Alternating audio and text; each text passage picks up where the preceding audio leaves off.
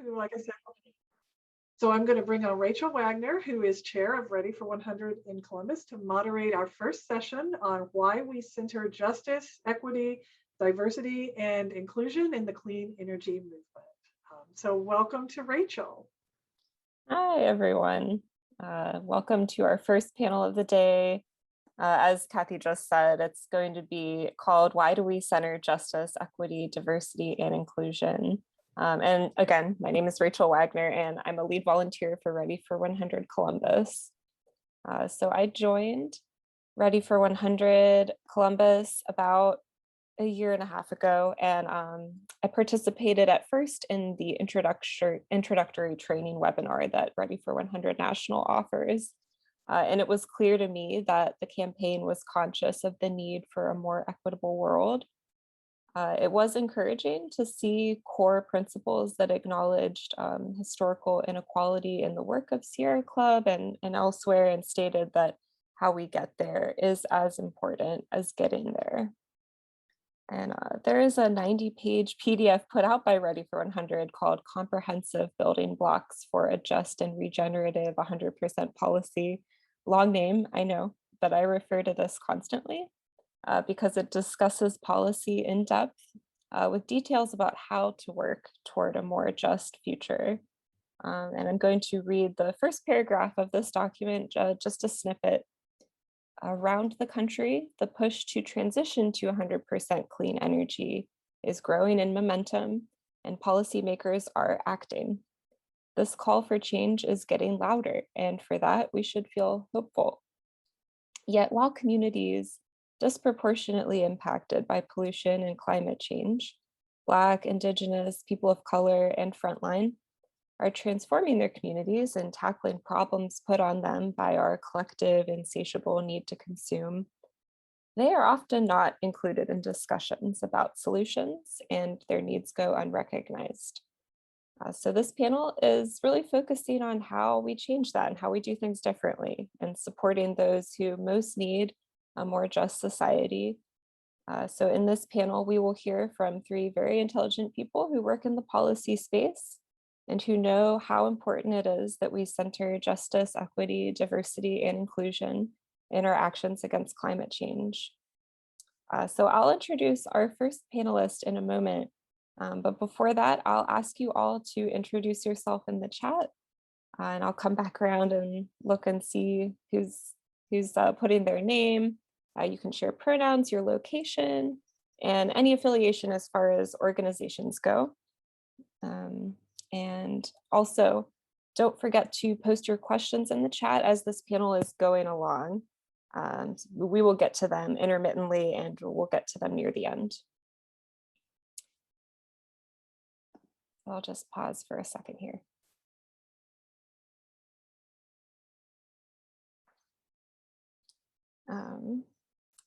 The first panelist we are going to have today is Vicky Abou-Ghalioum. Vicky is a youth climate activist with the Sunrise Movement Columbus Hub and a PhD student in the School of Environmental and Natural Resources at The Ohio State University. She centers her activism on environmental and racial justice through scholarship and community engagement. Welcome, Vicky. Vicky will be presenting on climate disparities and focusing on Columbus today. I'll let her say more. Hi, good morning. Thanks for the introduction. I'm excited to get started, and let me share my screen. Can everyone see this? Yes, okay. Yes.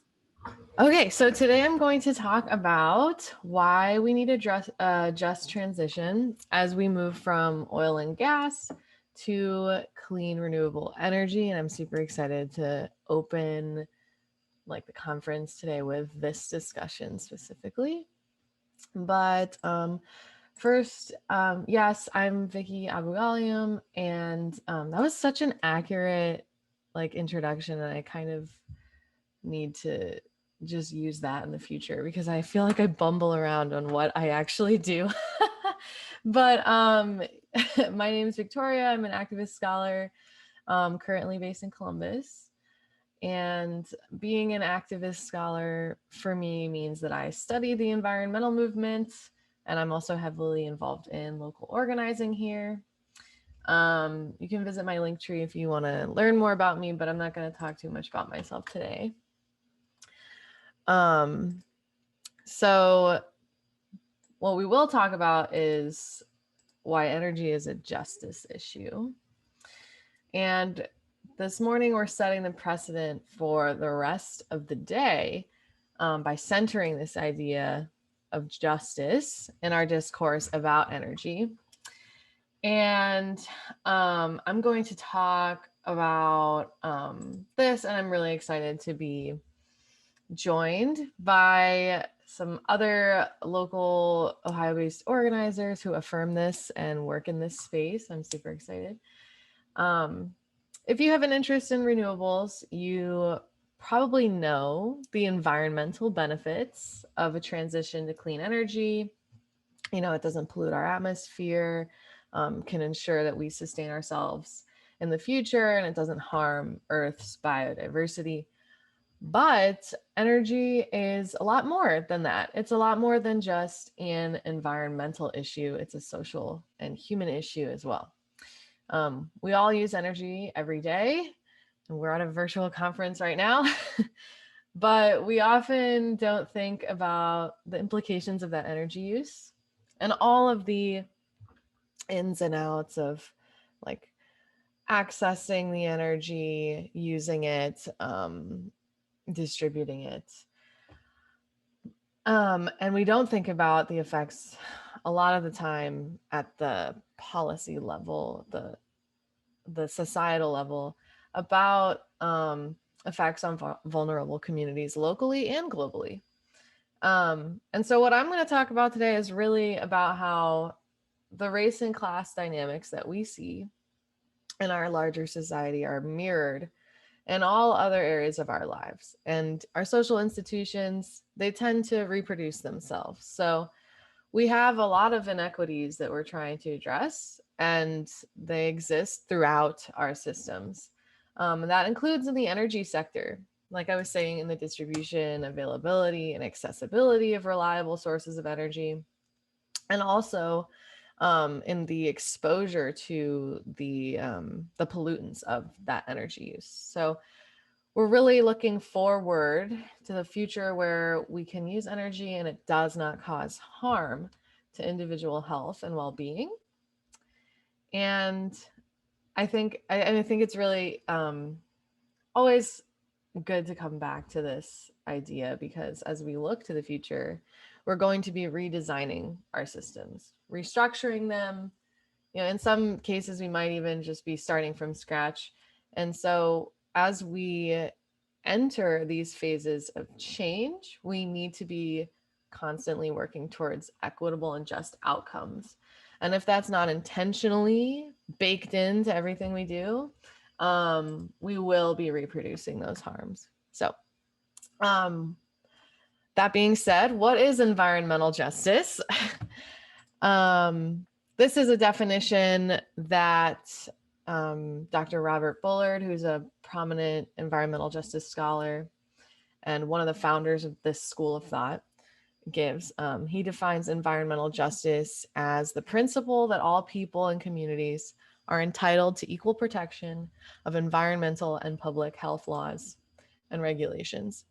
And this is the short version. And this is really about the fact that people are exposed to disproportionate environmental harms. So the environmental justice movement, it kind of sprang up in the late 1970s after kind of out of the civil rights movement, and they share a lot of tactics and strategies for organizing. But it really focuses on combating the disproportionate burdens of environmental harm facing frontline communities, POC, Indigenous, and working class communities. And it was a response to the environmental racism that communities were facing, which is I'll define environmental racism as racial discrimination in environmental policymaking, also the enforcement of regulations and laws, the deliberate targeting of communities of color for toxic waste disposal, citing of polluting industries, the sanctioning of life-threatening presence of poisons, and also in the history of excluding people of color from mainstream environmental groups, decision-making boards, and regulatory bodies. And EJ, the EJ frame views social justice as inseparable from environmental protection. We're seeing that now to be represented more in a lot of discussions about environmentalism, which wasn't always true in the past. And some of the big questions that environmental justice asks, and I like these because I feel like they're very action-oriented questions. There are two that I come back to, and this is from another one of Robert Bullard's books, Confronting Environmental Racism. But so the first question is, why are some communities protected from environmental hazards while others are not? And the second question is, what institutional changes would enable the US to become a just and sustainable society? And the second question is something I focus on a lot in my work, but just keeping these definitions and questions in mind is helpful as we talk about a just transition. So that's what environmental justice is all about. And what is a just transition? How does environmental justice connect with the energy sector? So a just transition is a set of principles and practices that focuses on building the economic power and political power to shift from an extractive fossil fuel-based economy to a regenerative economy. And this means that we have to approach production and consumption cycles in a holistic way, so for them to be waste-free. So it requires our shift to renewable regenerative power requires a just and equitable transition that redresses past harms and creates new relationships of power, minimizes the gaps in power differentials that we see in our current society. And that includes a process of paying reparations. And you can, if you're interested in kind of more of the I guess I would say philosophical discussion about a just transition, you can go to this website. And energy justice is the goal of achieving equity in both social and economic participation in the energy system and remediating social, economic, and health burdens on those disproportionately harmed by the energy system. So a just transition is how we get to energy justice. All that to say, I also always find it helpful to look at examples of injustice to kind of frame like what are we trying to do, you know?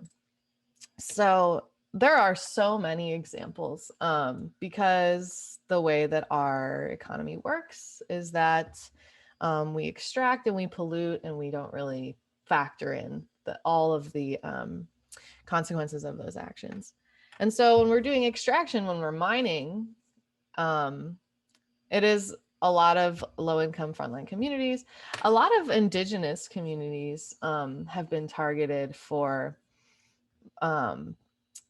mining operations, and a lot of health disparities often occur within those communities.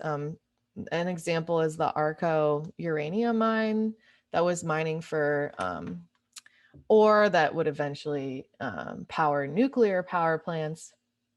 And in these types of cases, you see a lot of spots of like higher prevalence of cancer or lung diseases. And it's something that is still going on. And then when we go to burning that fuel or using that energy, again, frontline communities and a lot of Black communities are subject to live in areas that have such disproportionately high rates of air pollution.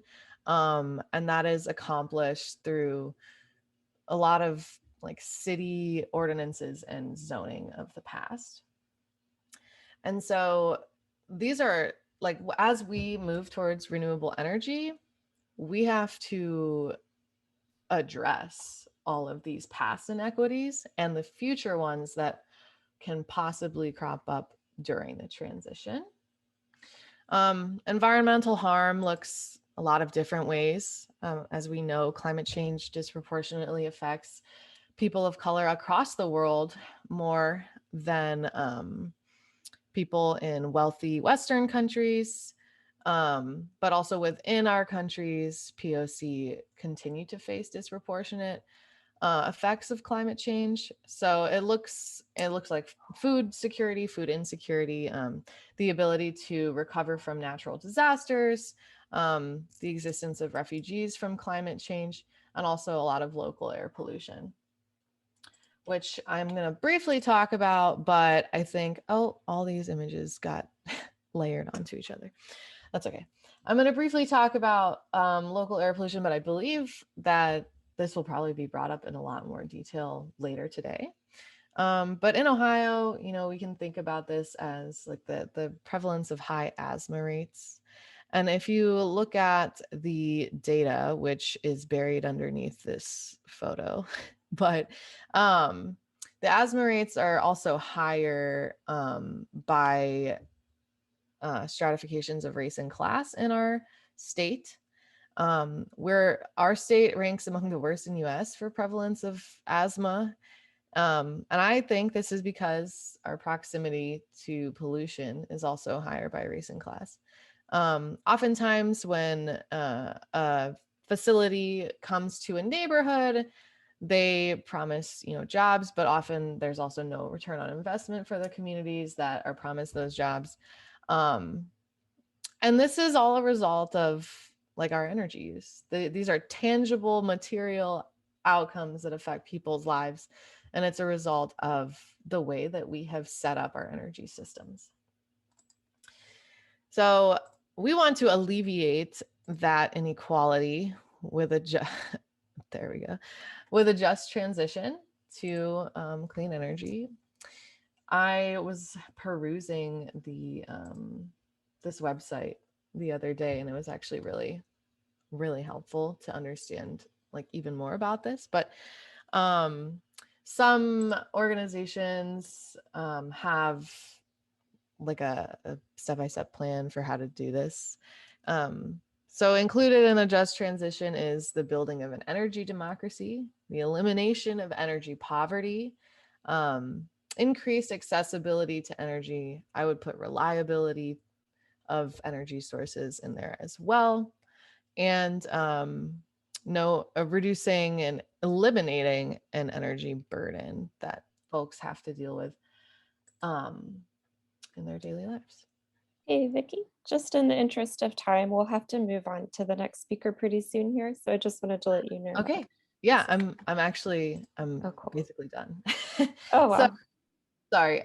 Yeah, so I just wanted to briefly touch on local efforts, and this is how I'll hand it over to our panelists. So I was just going to talk about Ready for 100. It has been a huge influence in Ohio. Cleveland Owns is a really cool public owned utility, I don't know, co-op or project. Everyone should look it up. And also the efforts of our panelists today from Green Umbrella in Cincinnati and Impact Community Action from here in Columbus. So that's it for me. If you have any questions, I would love to take them afterwards. And this is my email if anyone wants to ask me something later. So thank you. Yeah, that was really great. Thank you so much for starting us out in this way. I think that's a really good overview of environmental justice, and then kind of looking at that map of Ohio. It's really good to see that, kind of think about all of these things. So I will be Right now, introducing our next panelist, Savannah Sullivan. And Savannah brings more than a decade of experience to Green Umbrella's policy impact area. Most recently, she was a climate and community resilience analyst for the city of Cincinnati, where she led climate equity and community engagement efforts. Savannah worked with Indiana University's Environmental Resilience Institute, Rural Action, ACS Green Chemistry Institute, US EPA, and City of Oberlin to lead sustainability programs in urban to rural and local to international settings. So welcome, Savannah. Very glad to have you here and to hear your presentation today. Thank you, Rachel. Thank you for inviting me, and thank you, Vicky, for that great overview. A lot of really excellent information and infographics. I liked that image, the Just Energy image there at the end. Great. Well, I will share my screen. And what I'll be talking about today is just giving a kind of an overview of what I was asked to cover today is just some of the activity that's happening in Greater Cincinnati. I'm happy to share a bit about the policy work that Green Umbrella is now doing. And then a lot of tremendous work just happening by local partners, trying to move forward in a justice-centered way. So Green Umbrella, for those who aren't familiar, is the Regional Sustainability Alliance in Greater Cincinnati. We work across a 10-county region, 4 Southwest Ohio counties, 4 Northern Kentucky counties, and 2 Southeast Indiana counties to basically organize cross-sector collaborative efforts to move resilience and equity goals forward. This is our mission, vision, so on and so forth. We do a lot of organizing, if that makes sense. So Vicky was talking a lot about some really great grassroots efforts. Sometimes how Green Umbrella phrases some of the organizing that we do is more institutional organizing. Grass tops is kind of a funny term for it. And what my work is specifically is dedicated to working with local governments in our territory. But I first wanted to just cover, before I dive a bit more into some of the equity considerations that is made by Green Umbrella as an organization, as well as some of the work by our partners, just sharing a bit about our model. We embrace the collective impact model, where we are the backbone organization to create different collaborations in different sectors. And so what that means is we bring together a bunch of different stakeholders. And so not just institutional leaders, we make sure we have community voice centered in how we envision change in different areas to build a common agenda, create shared measurement mechanisms, and devise, whether it be projects or programs, a set of activities that can be collaboratively done that are reinforcing of the goal and that moves everyone's interests forward. And what Green Umbrella really provides as staff people is sort of that continuous communication, connectivity. We draw on resources to deliver on a lot of these goals. Here to the right, you can see some of our initiatives. So we house our 2030 district, which works on the commercial building footprint to draw down emissions. We house the Greater Cincinnati Regional Food Policy Council, which is working to address not only ensuring that local food markets are healthy and sustainable and accessible and affordable, but really making sure that as we envision addressing food deserts and food insecurity in Greater Cincinnati, that community voice is at the center of that. And so one of the ways we're working on that right now is through a USDA program, actually called Community Voices. Our newest initiative is called the Common Orchard Project. And so that is an effort to basically revitalize mostly vacant land and create productive land, largely through orcharding and sustainable farming. And then finally, Tri-State Trails, which is our regional trail and bike infrastructure and sort of walkability, pedestrian friendly organization in our area. So in the impact areas that Green Umbrella focus on are these 4 categories. And that's where we build teams. So in addition to those initiatives, we organize collective impact teams that tackle a whole bunch of different issues. Here's a list of some. You can see the policy area is blank right now, and that is because I recently started in this job. The policy area is a new body of work for Green Umbrella, but as you can see, we have several impact teams underway. I'll highlight, CPS Outside as an example, Cincinnati Public Schools, and that brings together educators from every campus in the school district in Cincinnati to really focus on how can we bring resources in to equitably ensure kids are getting outdoors and that they have, accessible green space. And when we bring in resources to the district, how can we prioritize communities that have been historically excluded from these resources, from decisions that could have brought those resources to them.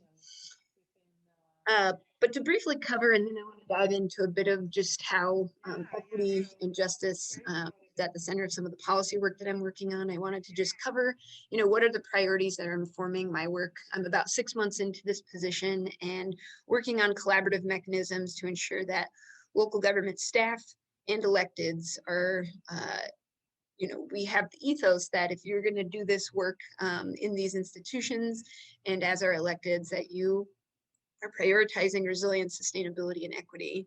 And so we hope for this work to build that local alignment, deepen any potential coordination. We do have some very successful county level local government collaborations. We hope to build that out. We hope to build capacity in the public sector. It's no surprise, everyone here sounds like from across Ohio, and we were hit particularly hard last year during the COVID-19, initial economic impacts, and that has a lot to do with how our local government budgets are set up and how dependent we are on local income taxes. And so our capacity is relatively low and relatively vulnerable. And so we are working to try to identify opportunities to reinforce that capacity and work towards the goals of mitigating and adapting to the climate impacts that we'll be experiencing. Of course, drawing down emissions, that is our duty in this climate work, in addition to preparedness. But mostly, and what I tried to make be the lead principle of my work is ensuring that this transition, as Victoria just described, is equitable and just. And so some of the ways that we try to work on this as Green Umbrella, and with our partners, a lot of our partners, whether it be other nonprofit organizations, community groups, or local governments, how can we collectively shift the culture in which this work is done? And so that is a big chunk of what we're focusing on through our DEI work at Green Umbrella is building a race equity culture. And I wanted to highlight just some background, resources that I think would be super interesting to this group here. This book here at the top corner, From the Inside Out, is a really fascinating read. And it's basically about how Jill Harrison, she surveyed EPA leadership, both at the federal and regional levels, to understand why is EJ work so intractable, or has been over the decades. A massive study was done maybe about 5 years ago by a really great journalist named Talia Buford. I recommend you checking out her work, but an investigation of why, we have an Office of Civil Rights at the EPA, but why has it never truly delivered an environmental justice outcome for the communities that appeal to it? And what Jill Harrison was able to determine through her qualitative analysis is that it really just isn't part of the culture. People don't see it as their job. They see their job in the EPA as to deliver for air quality and water quality. But the people part of that story wasn't part of how they envisioned what their work was. And so that to me, just screams the need for equity, culture shifting. Green 2.0 here is a fantastic effort led by a leader, Dorcita Taylor. She's excellent out of Michigan / Yale. I definitely recommend you check out this work, but they do a survey to basically understand how diverse is this work, both in terms of nonprofits, who are the funders, who's currently what's the makeup of leadership in these organizations that are doing the work that we're all here talking about. And overwhelmingly, when they've done this analysis, they unsurprisingly find that, I think, I'm sorry, I don't have the exact numbers in my brain anymore on Saturday morning, but, over 90% of leadership, whether it be board or staff, is white. And so, this says, and it's another call for action for culture shifting with not only how, we make hiring decisions or, but also what kind of culture are we once we hire people into these positions? Do we have a culture that's supportive of environmental justice concerns and of communities that have been historically excluded? And that's where this Awake to Woke to Work, Building a Race Equity Culture document comes in. This has informed a lot of Green Umbrella's work, and it's all about, you can see some key principles here I've listed out of working to create a shared vocabulary, all the way down to, making it a strategic imperative across every body of work that we do, and all the way down to the nitty gritty of how are we even characterizing problems? Who's at the table for, it's not just data, which we do need to disaggregate to understand the inequitable impacts, but another important element is this, qualitative characterization of problems and solutions. And I'll get more to that point later. Another document I just wanted to highlight that has informed a lot of Green Umbrella's work it's called White Dominant Culture and Something Different. So it's a worksheet that presents, a lot of these kind of common things we probably experience in white dominant workplaces, either or thinking and comfort with predominantly white leadership to connect back to the findings of Green 2.0. And what it presents is something different. How can we reframe the way that we take a step back, see what the culture is in our workplace, and then how can we foster an alternative culture that is more supportive and something different. So I definitely recommend checking out that worksheet. But now I wanted to just sort of dig in on some of the kind of tangible ways that the local organizations and city local governments are working on. I wanted to pull out some examples. So as Rachel said, I used to work for the city of Cincinnati, and this here is capturing some of the work that I did for them. And I put it in the buckets of the 3 tenets of justice: recognition. So how are we identifying, acknowledging problems? That is key to make sure that we're actually truly identifying a problem in full, and not just sort of how a white dominant culture workplace might identify a problem. But one piece of work that helped us better identify heat vulnerability was we led a community science campaign. So we worked with community members to kind of collect heat data in their communities, and created a map with NOAA that is informing now a bunch of our resilience work for actual implementation. For procedural justice, so that's the act of power shifting and rethinking and just flipping the table. I was part of another panel recently where someone said it's not just changing who's at the table, it's breaking the table, it's rebuilding the table. I really liked that. We were part of the National League of Cities Leadership and Resilience cohort last year, and the project that we ended up being able to do there was not only walking all of the government staff, not all of the government staff, that'd be a lot of people, all of the sustainability staff at the city of Cincinnati through an internal exercise related to race equity culture, but also working on a community engagement pilot, which I'll describe, I think, on my next slide.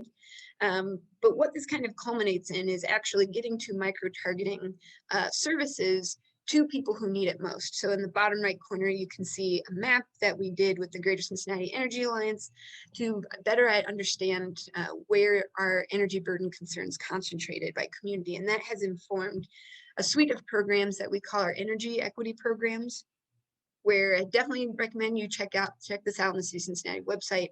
But we have a tenant program that grants up to $500 financial assistance in order to pay down debts for primarily folks who are renters and at or below 200% of federal poverty limits.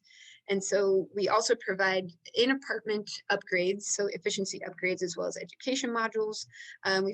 We've had really great successes. A lot of folks have gone through the program in the year and change that it's been up and running.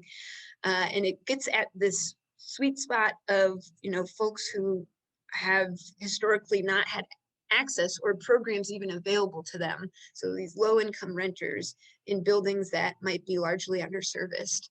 And so we have a parallel program to kind of get at this split incentive program, because a lot of rental buildings, there's no incentive for the tenant or the owner to necessarily invest in efficiency because of how the bills are paid. But this is why we've split up the programs this way. And we have a whole other small grant program that grants these types of buildings up to $5,000 matching grant to invest in efficiency capital upgrades. We actually were recognized by the Institute for Market Transformations and USDOE's Green Lease Leaders program for this program. So it's an exciting model. We're 80% through the first round in terms of implementing the actual upgrades, but also we have a second round being implemented right now. And there will be a larger case study program that is called Flagship, where we will be collaboratively working with another low-income multifamily building to invest up to $200K and explore some tailored, Cincinnati-specific needs with respect to energy burden. And just wanted to now talk about the Climate Safe Neighborhoods program. So this is that engagement program that I mentioned that we sort of worked on to get off the ground through the National League of Cities program. So Climate Safe is a program of the Groundwork Network. And so Groundwork, if you haven't heard of them, or if you don't have a chapter in your community, man, I hope you can get one, because they're really powerful partner here in the Ohio River Valley area. They're based in Cincinnati, but they work across a similar footprint that Green Umbrella works in, to really focus on workforce equity, as well as racial equity, and centering that in all of the work that is done. They have BIPOC leadership at every level of their staff, and folks who are from the community who are leading the work. I can't say enough great things about them as an organization and a partner. And this program in particular is all about how can we understand not only the climate impacts that communities will experience, but the historical reasons why we see a lot of the inequities, and how can we make sure that's part of the story. So whether it be historical race-based segregation policies like redlining, or sort of all of the, massive decisions that transpired after redlining, federal highway, highways cutting up neighborhoods, urban renewal projects. Not so fun fact, but Cincinnati is the site of the largest urban renewal project in the country. And they moved over 5,000 people and raised a neighborhood. And so this has severe implications for generations of Cincinnatians, and the outlays that we see now, not only in terms of environmental burdens, but climate burdens. So Climate Safe explores that story and tries to provide data and the storytelling so that we better understand that as a community.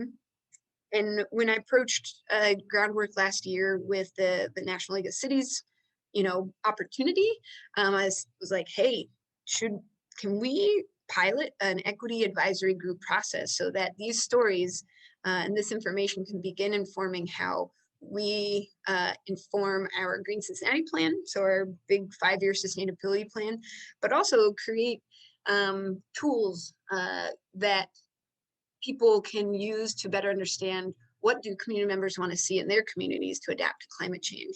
So we walked through this pilot project. You can see it was we had 6 meetings where we walked through, all of this different context. We had 12 community members in the neighborhood that we did the pilot project in. And it was a co-creation of understanding what are climate change vulnerabilities, but also what are strategies that fit and work for this neighborhood. And kind of one of the outcomes, this is their climate resilience plan.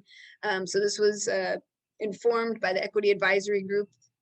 and many other community members that they interacted with throughout the process to identify where they want to see specific adaptation measures. So whether it be proposed street trees or green roof, you can see here that they kind of, X marked the spot on the map where they wanted to see these things. And then we have worked in partnership and groundwork at LEAD to make sure that we are engaging with processes to deliver those strategies.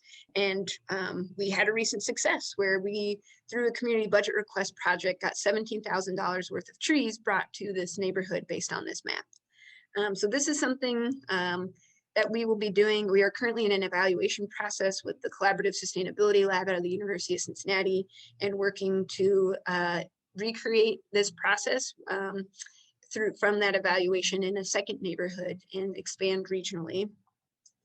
And I just wanted to wrap up with just giving you a highlight of a few of the other things that I'm doing through my work and where we are imbuing these equity principles. But we are working with the Center for Local Government in Southwest Ohio to provide trainings that are focused on resilience and equity to local government staff.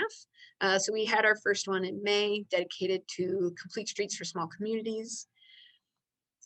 And we are working with the Environmental Resilience Institute to highlight some of the success stories that we are, seeing happen in Southwest Ohio. And I definitely encourage, you in the rest of Ohio to connect with the Resilience Institute and get your story shared. It's a great resource for Midwestern communities.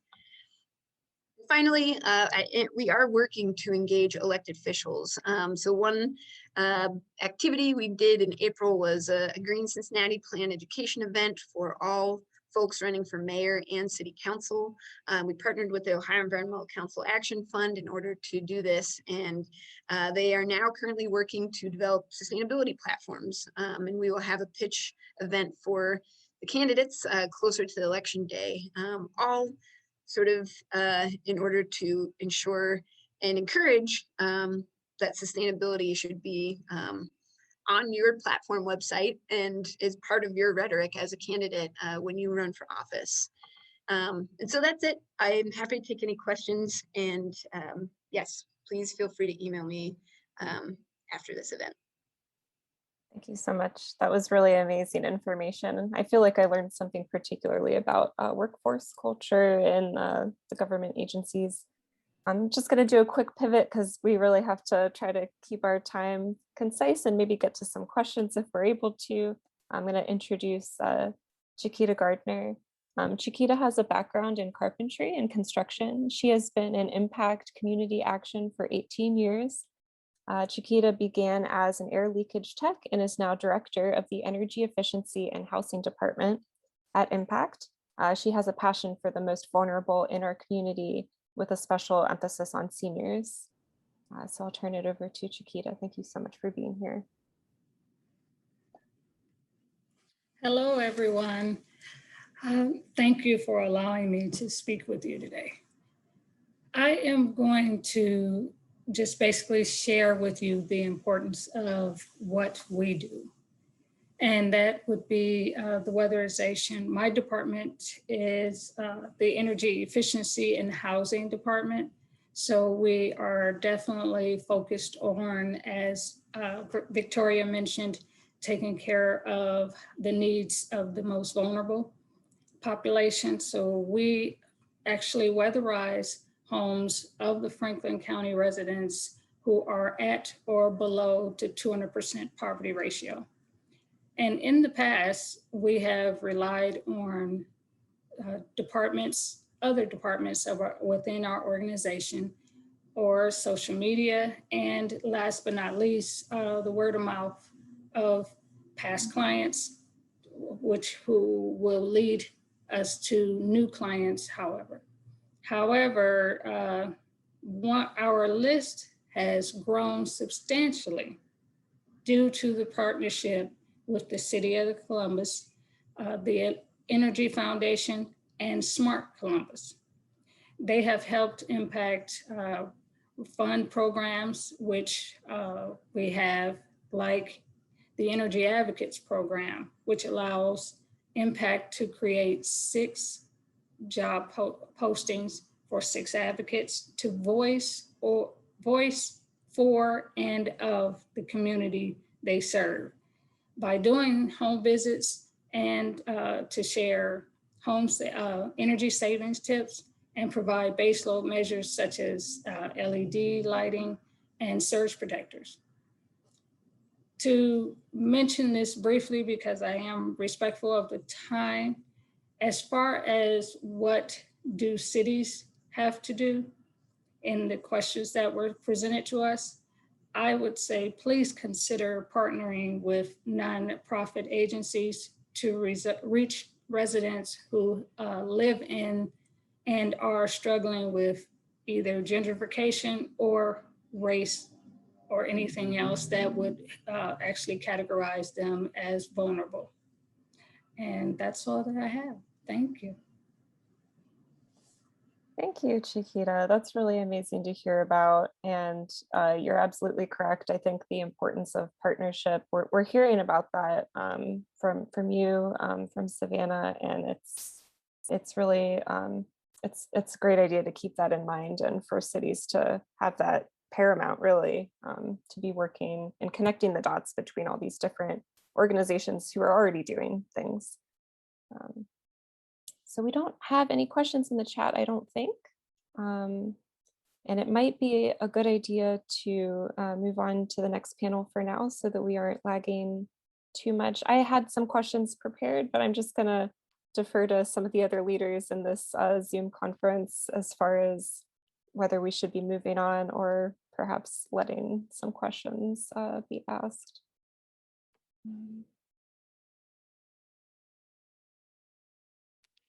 I really appreciate learning about all of this information, and I know the wheels are turning in my head, and I'm thinking things like, can what cities are working on be passed to some of the other counties in Ohio and some of the other townships, and just kind of the work culture, can that also be shifted in these other places, and how do we get the ball moving on these things? Yes, Peggy is the leader, the moderator of the next panel, so I'll hand it over to her.